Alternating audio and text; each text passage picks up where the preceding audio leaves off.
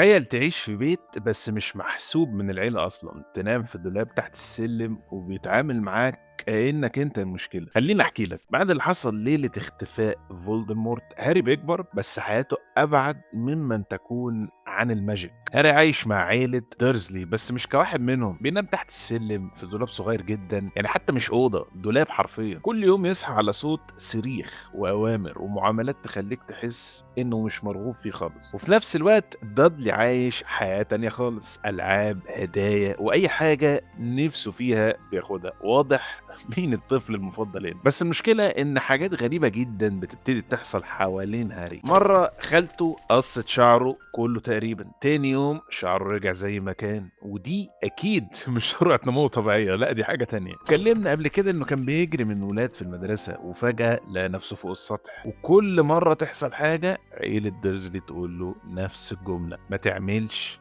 كده تاني. نيجي لليوم اللي كل حاجة فيه بدأت تتغير، عيد ميلاد دادلي يصحى يجري على الهدايا ويبدأ يعدهم 36 هدية، بس بدل ما يفرح يزعل عشان السنة اللي فاتت جابوا له 37 هدية. يعني معاناة صعبة جدا فعلا. عيلة ديرزلي تقرر تروح حديقة الحيوانات وياخدوا هاري معاهم، مش عشان ينبسط، عشان مفيش حد يقعد معاه. وهناك هاري يقف قدام تعبان ضخم ويبص له، وفجأة يحس إن التعبان فاهمه، والأغرب إن التعبان يرد عليه فعلا. ده أكيد حاجة مش طبيعية. وفجأة الإزاز اللي قدام التعبان بيختفي، مش بيتكسر، بيختفي، والتعبان بيهرب فورا. وللأسف وكالعادة هاري هو المتهم الأول، ودادلي بيقع جوه المكان اللي كان فيه التعبان وبيتقفل عليه بالإزاز. بعد اللي حصل عيلة ديرزلي عاقبت هاري ويرجع تاني للدولاب اللي تحت السلم ده لوحده، بس المرة دي